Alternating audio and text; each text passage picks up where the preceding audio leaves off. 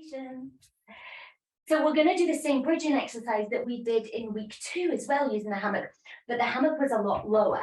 So now on the ground, again, we're going to roll through the spine, but in a different way. So my knees are directly underneath the hammock here, and I'm going to roll down.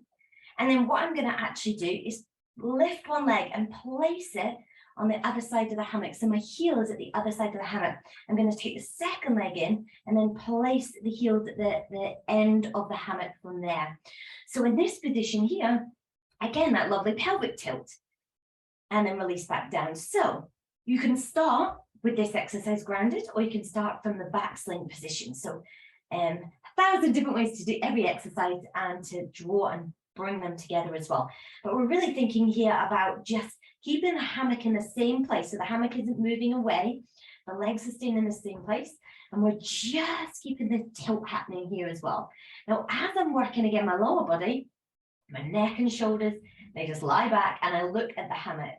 So as I'm looking at the hammock, I've got this length in the back of the neck, keeping the chest and shoulders wide open. And then just tilting nice and steady. So this can be quite strong. You can think about just getting that tilt, but we're going to go up a little bit higher. So just think about just lifting up. You can maybe keep your rib cage on the floor and just keep thinking about lengthening that lower back. So the pelvis tilt and the lumbar spine comes up off the floor. So it's really just that little wasp spun. So just see as much as possible if you can just get that wasp spun lengthening up to the sky. Using the breath as you do this.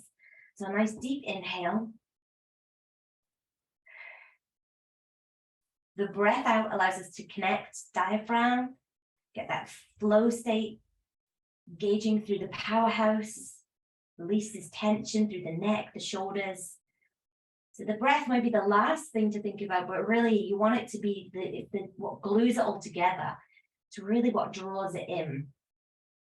Now I want you to go up a little bit higher. So you're going to roll up, roll up, roll up, roll up, just to wherever you feel you're strong. Now you need to use glutes here, and then roll all the way back down. Sometimes you can get cramping in the legs. If you need to, you can ease the legs out or even take them back down to the floor again. Yeah. So you're going to breathe in, breathe out, and then just add that tilt, lengthening up and back down again. Just nice and steady, rolling up and back down again. And then we're going to go up a little bit higher, roll, roll, roll. Temptation here is to take the legs away, but just see if you can just let this be about the spine, but strongly through the glutes as well. We're going to roll all the way up. This time what I want you to do is now extend the legs, keeping the pelvis in the same place. Squeeze the legs together. Bend and then straighten, and then bend and then straighten.